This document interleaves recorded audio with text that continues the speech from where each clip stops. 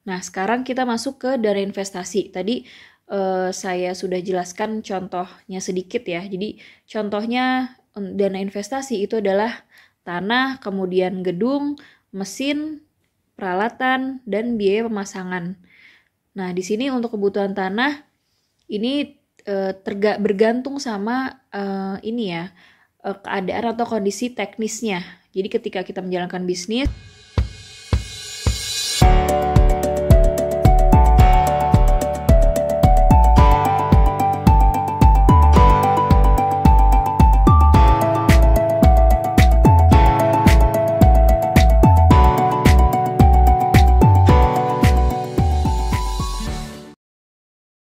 Assalamualaikum warahmatullahi wabarakatuh. Selamat datang kembali teman-teman semuanya. Pada kesempatan kali ini saya akan menjelaskan salah satu materi yang masih berhubungan dengan penilaian bisnis yang akan kita lihat dari aspek keuangan. Jadi dalam menilai suatu bisnis itu kita tidak hanya melihat dari salah satu aspek saja, tetapi banyak aspek, di antaranya aspek pemasaran yang sudah pernah kita bahas, kemudian aspek manajemen, aspek produksi, aspek teknis di lapangannya, kemudian ada aspek hukum, dan juga ada aspek di sini namanya aspek keuangan. Jadi karena fokusnya adalah aspek keuangan, berarti ini ngomongin permodalan ya, pendanaan dari suatu bisnis gitu. Untuk lebih jelasnya kita akan bahas di slide selanjutnya. Jadi untuk pendahuluannya dulu, jadi di sini aspek keuangan itu ternyata menjadi faktor utama diterima atau tidak diterimanya suatu bisnis gitu. Jadi kalau mau menjalankan bisnis, apakah bisnis itu layak atau tidak, itu aspek keuangan bisa menjadi faktor utamanya. Jadi apakah ada pendanaannya, apakah pendanaan itu cukup untuk menjalankan bisnis tersebut gitu kan. Kemudian di sini hal yang perlu diperhatikan adalah sumber pendanaan yang diperoleh. Jadi di mana akan kita dapatkan sumber-sumber pendanaan yang digunakan untuk menjalankan bisnis. Jadi nanti akan ada alternatif-alternatif apa saja yang akan bisa kita gunakan untuk menjalankan suatu bisnis. Jadi yang mungkin bisa berasal dari hutang atau bisa berasal dari dana jangka panjang gitu ya, pendanaan jangka panjang misalnya kayak saham, obligasi, dan sebagainya gitu. Nanti akan kita bahas satu persatu. Nah, selanjutnya yang pertama itu adalah kebutuhan dana. Jadi ternyata untuk kebutuhan pendanaan, dana itu dikelompokkan menjadi dua bagian. Yang pertama, dana yang digunakan untuk investasi. Investasi di sini adalah investasi dalam suatu bisnis ya. Investasi bisnis. Kemudian yang kedua itu adalah dana untuk modal kerja. Nah, dana untuk investasi ini adalah kebutuhan dana untuk pembelian aset yang manfaatnya itu jangka panjang. Jadi memang dananya itu digunakan untuk membeli aset yang sifatnya jangka panjang. Misal contohnya misalkan kita beli gedung atau beli peralatan gitu yang memang gunanya untuk operasional perusahaan. Nah, dana untuk investasi ini posisinya itu adalah di posisi di neraca. Posisi di neraca itu adalah di bagian aset tetap gitu. Jadi kalau kita review lagi ya, kalau di neraca itu kan ada sisi kiri itu adalah aktiva, kemudian sisi kanannya itu adalah pasiva. Nah, di sini kan ada aset lancar, kemudian ada aset tetap. Nah, aset tetap itu apa aja sih? Contohnya misalkan kayak gedung, terus tanah, kemudian peralatan gitu ya, peralatan, mesin, dan sebagainya gitu kan. Kalau di pasiva kan kayak utang, terus modal pemilik atau modal sendiri gitu ya. Nah, jadi di sini untuk dana investasi itu posisinya di neraca itu adalah di aset tetap. Jadi pos-pos yang termasuk dalam dana untuk investasi itu bisa gedung, tanah, peralatan. Jadi yang memang digunakan untuk jangka panjang gitu ya. Kemudian yang kedua itu adalah dana untuk modal kerja. Nah, di sini dana itu digunakan untuk membiayai pembelian-pembelian yang sifatnya itu rutin. Contohnya, kalau kita mau memproduksi barang gitu, kita butuh bahan baku kan buat beli, buat buat produk tersebut gitu. Kemudian ada upah gitu kan, ada upah tenaga kerja, ada orang yang memang mengerjakan operasional perusahaan kita gitu ya, bikin produknya, itu kan tenaga kerja gitu, itu juga harus dibiayai. Nah, ini adalah biaya yang sifatnya rutin, berarti memang harus dikeluarkan, entah itu pengeluarannya per hari, per minggu, atau per bulan gitu kan. Jadi ini biaya-biayanya gitu. Nah, dananya itu masuk ke dalam dana modal kerja. Nah, posisi dana modal kerja di sini adalah di aset lancar. Jadi posisinya ada di sini. Nah, aset lancar ini apa aja saja sih gitu. Kita review aja ya. Di sini contohnya misalkan kayak kas, terus ada persediaan, ada piutang gitu. Jadi memang yang sifatnya kalau aset lancar itu kan lebih liquid ya daripada aset tetap. Jadi kalau aset lancar itu dia memang mudah dikonversikan menjadi kas, menjadi uang tunai gitu. Makanya untuk beli bahan baku itu kan nggak mungkin kan kita beli bahan baku tapi harus jual gedung dulu atau jual tanah dulu gitu. Jadi dana modal kerja di sini yang sifatnya itu lebih liquid gitu, mudah dikonversikan menjadi uang tunai gitu. Nah, makanya di sini posisinya untuk dana modal kerja itu adalah di aset lancar gitu. Pos-posnya di pos aset lancar seperti kas, persediaan, piutang dan sebagainya. Jadi perbedaannya itu ya antara dana untuk investasi dan dana untuk modal kerja. Jadi dua-duanya itu punya kegunaan yang berbeda. Dan dua-duanya ini memang dibutuhkan dalam operasional perusahaan atau untuk menjalankan bisnis suatu perusahaan gitu. Nah, sekarang kita masuk ke dana investasi. Tadi saya sudah jelaskan contohnya sedikit ya. Jadi contohnya dana investasi itu adalah tanah, kemudian gedung, mesin, peralatan, dan biaya pemasangan. Nah, di sini untuk kebutuhan tanah ini bergantung sama ini ya, keadaan atau kondisi teknisnya. Jadi ketika kita menjalankan bisnis, sebenarnya kita butuh tanah atau enggak, butuh beli tanah atau enggak, kemudian lokasinya di mana gitu, atau setelah beli tanah akan dibikin sebuah pabrik gitu ya untuk naruh produknya atau naruh bahan baku dan sebagainya gitu.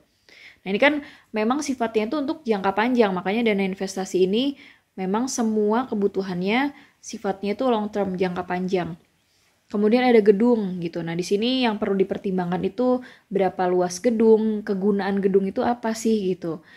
Nah, untuk menentukan berapa besar nih dana yang akan dikeluarkan memang untuk membeli gedung tersebut gitu.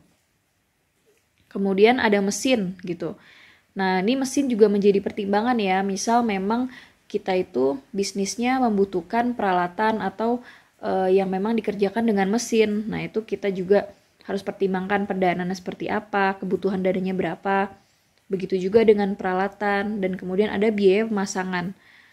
Nah, jadi misalnya ternyata setelah kita beli mesin gitu atau beli alat, nah ternyata butuh pengeluaran yang digunakan untuk pemasangan alatnya gitu. Yang memang ternyata misalkan di kontraknya itu bukan tanggung jawab dari pemasoknya gitu. Nah, itu masuknya pengeluarannya itu dari dana investasi gitu. Jadi bukan dari dana modal kerja. Karena kan ini untuk pemasangan mesin ya yang sifatnya jangka panjang. Makanya di sini pemasangan mesin gitu ya, pemasangan peralatan itu masuknya ke dalam dana investasi. Nah, selanjutnya adalah dana modal kerja. Tadi dana modal kerja itu sifatnya rutin. Jadi bisa dikeluarkan per hari, per minggu, atau per bulan gitu ya. Yang paling gampangnya contohnya untuk bayar upah tenaga kerja sama beli bahan baku kalau mau bikin produk gitu. Nah, perputaran modal kerja itu dimulai dari kas yang ditanamkan dalam unsur modal kerja sampai menjadi kas lagi. Nah, ini siklusnya ya, siklus modal kerja di mana uangnya itu yang kita belanjakan buat beli bahan baku, kemudian nanti di sini bahan bakunya itu kita proses. Kan kalau mau bikin produk berarti kita proses di dalam proses produksi. Nanti kalau sudah proses produksi selesai, barangnya akhirnya nanti jadi. Setelah jadi kan masuk ke persediaan. Nah, ini berarti kan adalah produk-produk yang siap dijual di pasaran.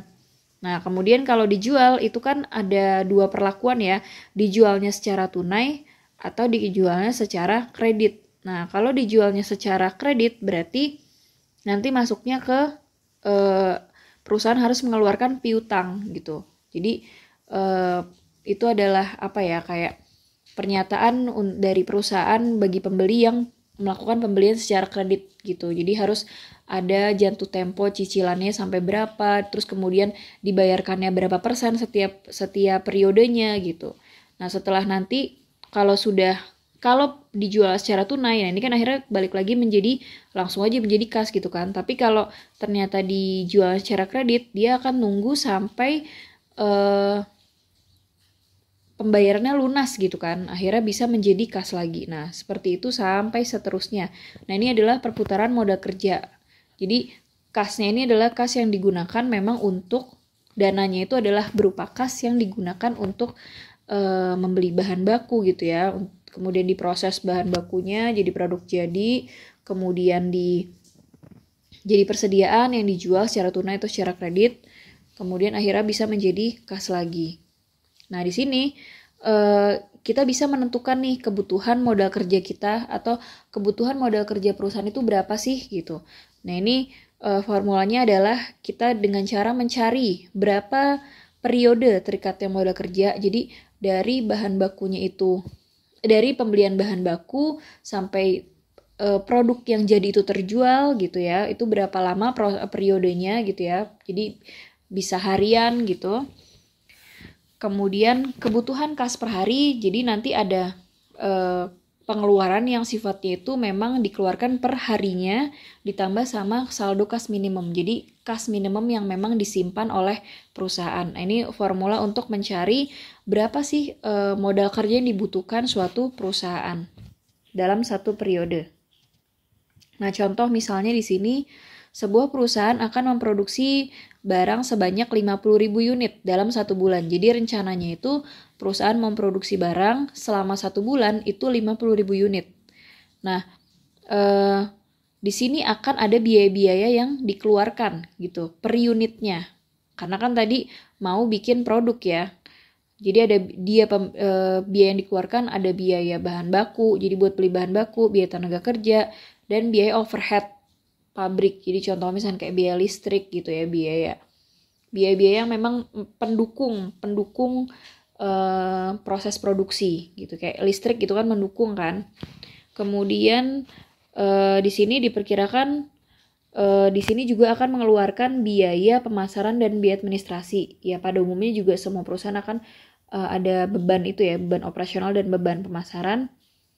Kemudian di sini ada periode terikatnya modal kerja, jadi kita hitung juga periodenya dari pembelian bahan baku, kemudian bahan baku itu disimpan sampai piutang yang tadi ya, pembeli itu membeli secara kredit, itu kan berarti dia perusahaan itu ngeluarin piutang, sampai piutangnya itu tertagih, sampai semua pembayarannya itu lunas gitu ya, dari pembeli. Kemudian diketahui saldo kas minimumnya adalah 15 juta, dan sekarang ditanya berapa modal kerja yang dibutuhkan perusahaan. Oke, langsung kita tulis aja di sini. Jadi yang pertama kita akan hitung jumlah periode modal kerjanya dulu. Periode modal kerja, jadi mulai dari lama BB disimpan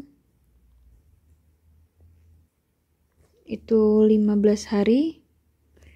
Kemudian ada lama proses produksi itu 10 hari. Kemudian ada lama produk jadi disimpan, berarti udah jadi persediaan ya. Disimpan itu adalah 25 hari. Kemudian piutang tertagih.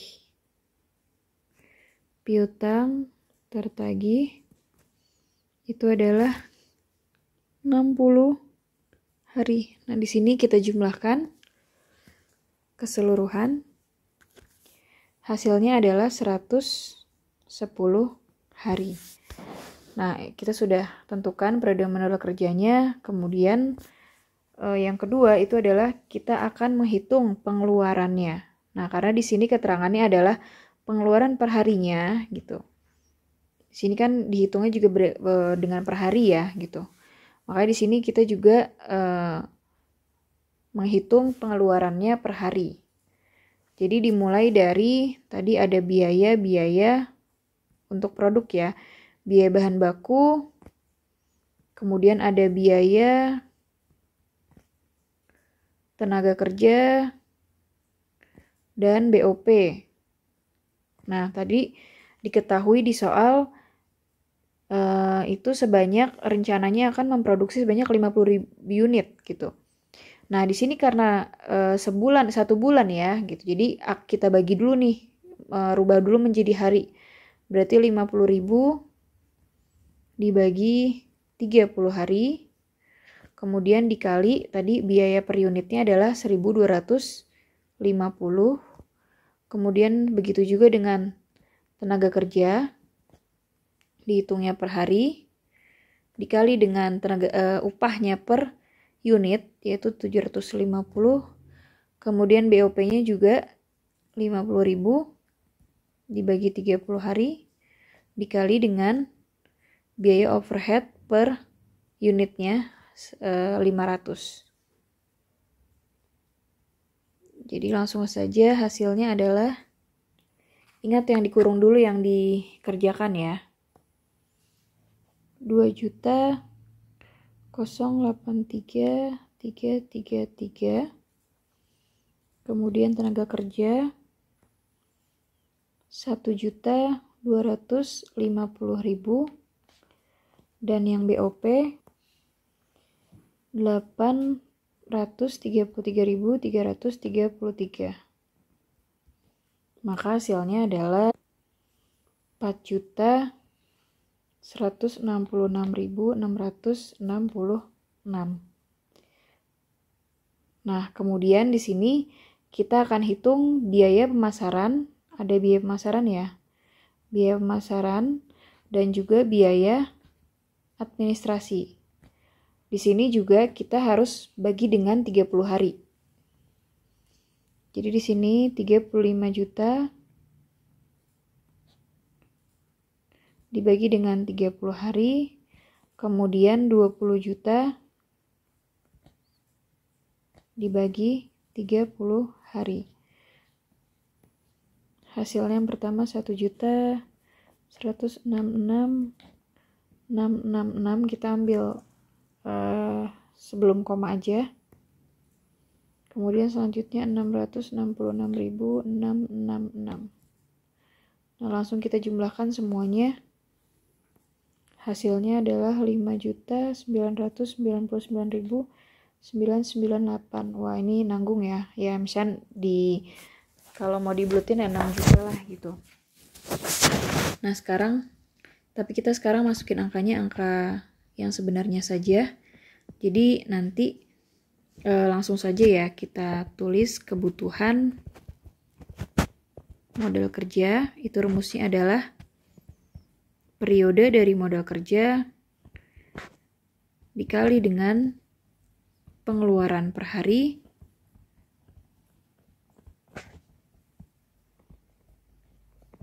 ditambah saldo kas minimum. Jadi langsung kita masukkan. Tadi periode modal kerjaan adalah 110 hari dikali 5.999.998 ditambah di sini di soal kalau saldo kas minimumnya adalah 15 juta. Maka hasilnya adalah 674.999.780. Jadi di sini modal kerja yang dibutuhkan gitu ya dalam satu periode itu adalah sebanyak 674.999.780. Jadi ini dalam satu periode perusahaan ini membutuhkan modal kerja karena tadi kan dia merencanakan akan mau memproduksi 50.000 unit dalam sebulan. Jadi modal kerja yang harus dikeluarkan tuh berapa gitu dalam satu periode itu. Nah, di sini totalnya segini ya. 674.999.780.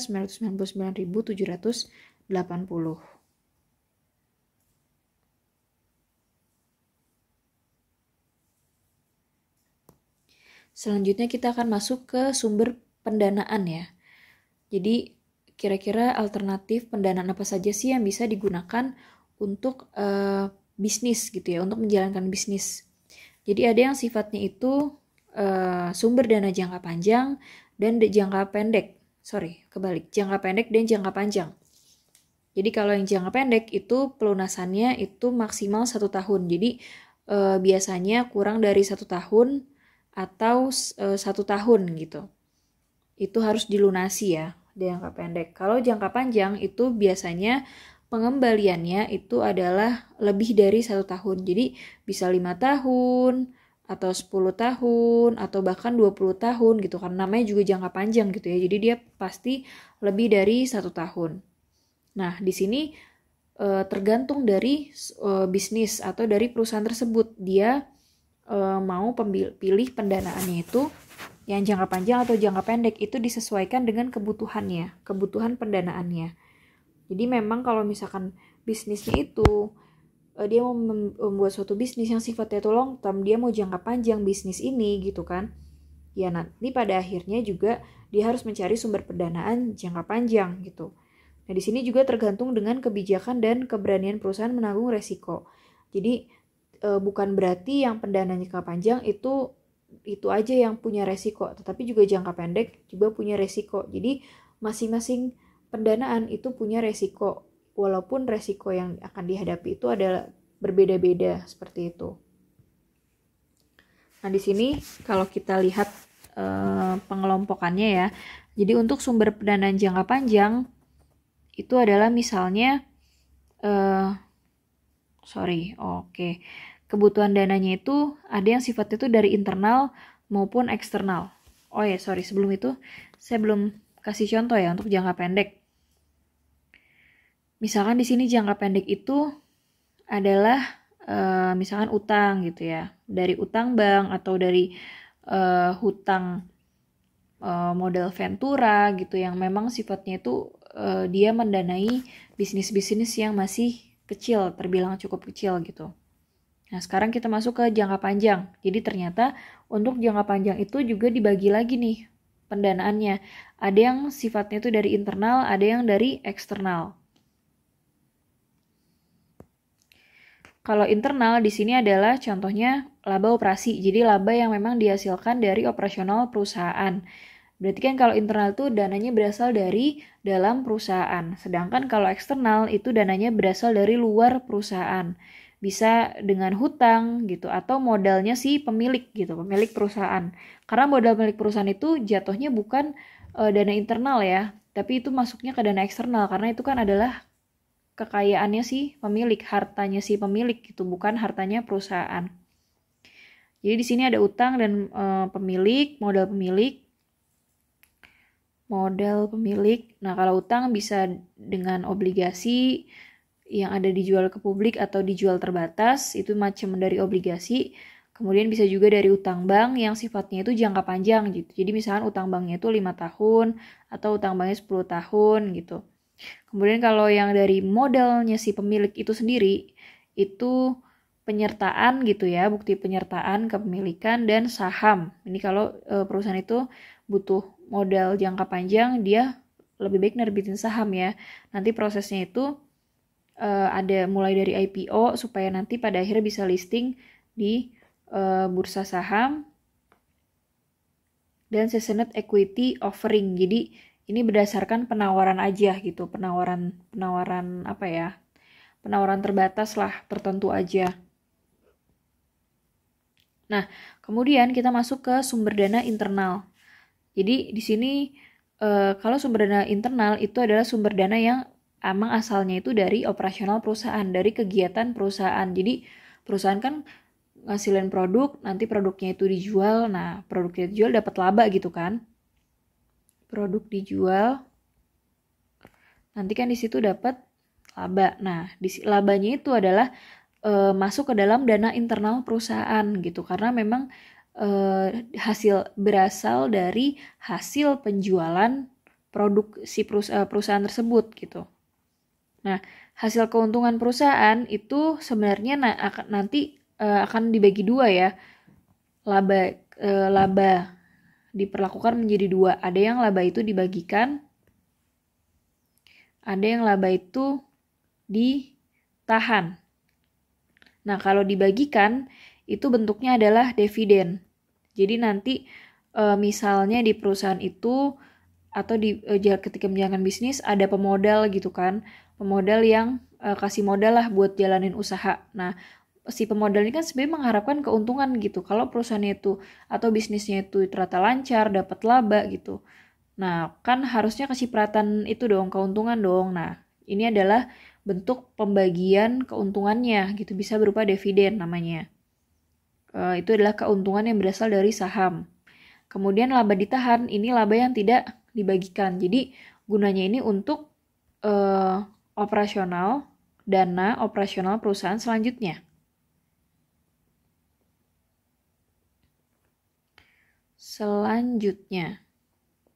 Jadi kan pastinya di periode selanjutnya perusahaan itu mau berproduksi lagi dong, mau beraktivitas lagi dong, dan dia butuh dana. Nah, salah satu dananya itu didapatnya dari dana internal yang sebelumnya gitu. Jadi kalau di tahun sebelumnya perusahaan dapat laba, ya yang di dana laba tersebut digunakan untuk pendanaan di aktivitas selanjutnya.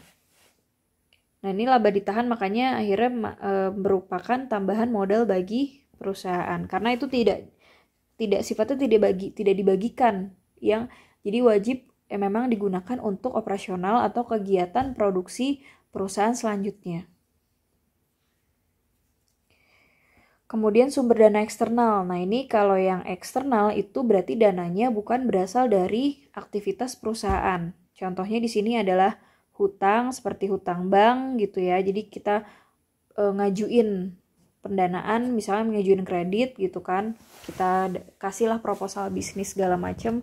Apakah bank itu mau memberikan permodalan, pendanaan ke perusahaan tersebut gitu kan. Nanti juga ada prosesnya ya. Jadi nggak hanya langsung ngasih proposal terus akhirnya diterima, enggak ya. Jadi akan ada prosesnya juga, nanti dilihat dari ada istilahnya 5C gitu kan, karakter, capacity, kapital, kemudian kolateral, jaminannya apa kalau misalkan mau pinjam dan sebagainya gitu. Jadi ya harus mengikuti prosedur kalau kita mau mengajukan kredit ke bank gitu.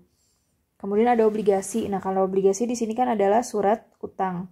Jadi memang ini suratnya dikeluarkan oleh perusahaan yang memang membutuhkan pendanaan. Jadi si pemodalnya ini akan beli surat utangnya itu. Nah, yang nantinya keuntungannya itu adalah berasal dari aktivitas perusahaan gitu. Keuntungan berupa namanya yield maturity gitu ya. Keuntungan dari obligasi yang nantinya akan dibagikan ke pemodal yang punya surat utang itu gitu, yang punya obligasi itu. Kemudian ada pemilik saham. Nah, ini juga bukti kepemilikan ya. Jadi kita nyetor modal ke perusahaan tersebut. Ya, nantinya kalau perusahaan itu punya laba, nanti ya tadi dibagikan dalam bentuk dividen. Terus juga ada leasing dan modal ventura. Nah, ini kalau utang bank tadi ya sedikit dijelaskan. Utang bank itu pinjaman dari bank. Jadi bentuknya itu kita ngajuin kredit lah ke bank gitu. Pengajuan kredit atau pembiayaan ya istilahnya. Pengajuan kredit atau pembiayaan. Nah, di sini sebenarnya kelemahan kalau kita minjem ke bank itu adanya agunan gitu ya. Jadi kita harus punya jaminan yang sifatnya itu memang kalau misalnya terjadi apa-apa nih sewaktu-waktu nggak bisa bayar atau gagal bayar, itu ya jaminan itu yang akan dimiliki oleh bank gitu. Biasanya lebih besar gitu ya, terlalu besar lah istilahnya, disyaratkan itu agunannya harus besar, bisa berupa aset gitu ya, aset atau ya pokoknya harta benda, salah satu harta dari si perusahaan. Kemudian obligasi, ini adalah surat utang tadi ya, surat terbitan oleh perusahaan dengan nilai nominal tertentu dan memberikan penghasilan berupa bunga atau kupon rate gitu, istilahnya yield maturity gitu. Jadi keuntungannya orang yang megang surat utang atau orang yang megang obligasi itu berupa bunga yang namanya kupon rate gitu. Nah, bedanya sama utang bank itu kalau ciri-ciri obligasi, dia itu punya nilai nominal. Jadi kita nanti akan beli surat utang itu di harga berapa gitu. Jadi ada nilai nominalnya di situ dicantumkan. Kemudian jangka waktunya itu biasanya lama ya kalau obligasi. Dia walaupun ada jatuh tempo tapi lama, biasanya bisa 10 tahun, 20 tahun gitu. Jadi selama itu kalau kita beli surat utang ya selama itu kita megang surat utang tersebut gitu. Dan bunga kuponnya gitu ya, keuntungan dari bunga obligasi yang kita dapat itu biasanya tetap. Jadi misalkan ditetapkan 5%, berarti dalam setiap periode, setiap tahunnya itu kita akan dapat 5% gitu ya dari keuntungan obligasi. Kemudian saham, ini adalah bukti kepemilikan bahwa kita tuh punya perusahaan itu gitu. Jadi kita setor modal perusahaan, nanti perusahaan itu akan memberikan bukti kepemilikan kita yaitu berupa saham namanya. Jadi kita punya saham di perusahaan tersebut. Nah, perusahaan yang berbentuk PT permodalannya merupakan saham. Jadi yang memang perusahaan itu sudah besar ya, perseroan terbatas. Jadi dia kan butuh modal yang besar, nggak modal yang cari-cari pinjaman dan sebagainya. Jadi dia memang mencari modalnya itu udah langsung ke publik gitu. Siapa yang mau beli, siapa yang mau kasih modal ke perusahaan tersebut gitu. Terus ada saham perusahaan yang sifat terbatas dan saham go public. Kalau yang terbatas itu lebih ke private ya. Jadi saham itu nggak hanya dijualkan ke publik juga. Ada juga saham yang memang sifatnya itu tidak diperjualbelikan di publik, tidak diperjualbelikan di umum. Jadi hanya di antara pemilik-pemilik perusahaan saja atau orang-orang yang terkait di dalam perusahaan tersebut. Makanya masuknya itu privat gitu. Kalau go public itu memang sahamnya itu sudah bisa diperjualbelikan di umum. Nah, syaratnya go public, jadi perusahaan itu nggak ujuk-ujuk pas berdiri langsung jadi langsung bisa cari modal di publik itu enggak ya. Jadi harus pengajuan dulu gitu ya. Pengajuan kalau dia pengen go public itu caranya adalah dengan pengajuan IPO, namanya Initial Public Offering. Jadi penawaran perdana.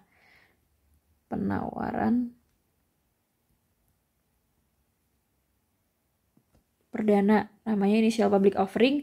Baru pada akhirnya itu setelah harus melalui IPO ya, baru setelah itu bisa listing di bursa saham gitu. Bisa listing kan kalau kita bursa saham namanya BI ya, Bursa Efek Indonesia. Jadi perusahaan-perusahaan yang tercatat di BI gitu ya, yang sudah listing ada nama-namanya di Bursa Efek Indonesia, itu semuanya pasti melalui yang namanya IPO ini, jadi penawaran perdana dulu. Nah, di sini jenis saham itu ada dua, ada yang sifatnya saham biasa dan saham preferen. Jadi kalau saham biasa itu ya seperti bukti kepemilikan bahwa kita tuh punya perusahaan di sana gitu ya, saham biasa. Nanti juga keuntungannya didapat dari dividen. Nah, dividen besarannya itu, jadi besaran dividennya itu mengikuti dari kinerjanya perusahaan. Kalau untuk saham biasa, jadi misalkan ternyata kinerja perusahaan pada periode itu baik gitu, nah pasti dividen yang akan dibagikan itu besar gitu. Atau misalnya kinerjanya tidak terlalu bagus ya, ternyata masih bisa nih membagikan dividen, tapi ternyata dividennya itu nominalnya tidak terlalu besar gitu. Itu untuk yang saham biasa, jadi tergantung sama kinerja dari perusahaan.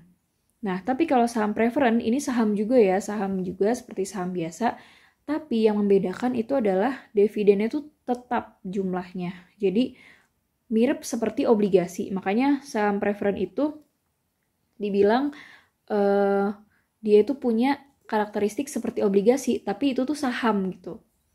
Ya, yang mirip sama obligasi itu adalah keuntungannya tetap. Jadi orang yang megang saham preferen itu keuntungan atau dividen yang diberikan setiap tahunnya itu tetap. Ya misalkan 2% ya 2% akan dikasih gitu. Mau perusahaan itu kinerjanya kurang baik atau baik gitu, tetap aja dividen tetap gitu. Nah, yang dibilang berarti kan ini mirip sama obligasi ya, karena keuntungannya itu tetap dibagikan per tahunnya. Nah, yang tetap masih bilang saham itu adalah periodenya. Periodenya itu tidak terhingga gitu. Jadi selama selama orang yang megang saham preferred itu nggak jual sahamnya, ya dia akan tetap menjadi pemilik atau tetap masih punya saham preferred itu. Beda sama obligasi yang walaupun keuntungan tetap, tapi dia punya jatuh tempo gitu. Misalkan jatuh temponya itu 10 tahun ya, berarti kalau 10 tahun itu udah selesai, ya udah nggak punya surat utang lagi karena jatuh temponya udah selesai gitu. Tapi kalau saham preferred gitu, dia yang membedakan sama obligasi, dia tidak punya jatuh tempo. Jadi selama pemilik atau investor itu masih megang saham preferennya gitu ya, nggak dijual, ya tetap aja dia akan terus punya saham preferen itu. Itu yang istilahnya ada preferen di sini, makanya nama lainnya itu saham istimewa gitu. Karena dividennya tetap, tapi dia nggak punya jangka waktu. Dan saham itu ya tadi ya, nama keuntungannya itu, jadi istilah keuntungan itu adalah dividen. Kemudian ada sumber lainnya, bisa dari leasing, jadi kita menyewa barang yang akan misalnya nyewa mesin atau nyewa peralatan gitu ya. Jadi kalau ternyata pendanaan untuk membeli mesin itu ternyata mahal dan dana kita nggak cukup, ya kita bisa lakukan leasing gitu ya. Jadi kita sewa ke perusahaan-perusahaan leasing yang memang menyewakan misalnya alat-alat berat atau alat mesin gitu kan. Kemudian ada modal ventura. Nah, ini kalau modal ventura ini adalah modal dari perusahaan pembiayaan kepada perusahaan butuh dana. Biasanya modal ventura ini adalah sekumpulan perusahaan-perusahaan yang mau mendanai perusahaan startup gitu. Jadi perusahaan yang memang baru berkembang gitu. Nah, nanti kalau sudah didanai dan startupnya itu udah mulai mapan, nah biasanya perusahaan-perusahaan ini sudah akhirnya lepas dari induknya gitulah, sudah bisa mandiri gitu. Ini mekanismenya dari modal ventura ya. Jadi pertama dibiayain dulu sama beberapa perusahaan yang memang dia itu mau mendanai perusahaan startup. Ya nanti kalau startupnya sudah mulai mapan, mereka akan melepaskan diri gitu. Biar startupnya ini akhirnya jadi berkembang lagi secara mandiri. Nah kemudian selanjutnya ini secara singkat ya, pendanaan jangka pendek. Jadi kalau jangka pendek tadi kan kurang dari 1 tahun. Jadi memang waktunya lebih singkat gitu ya.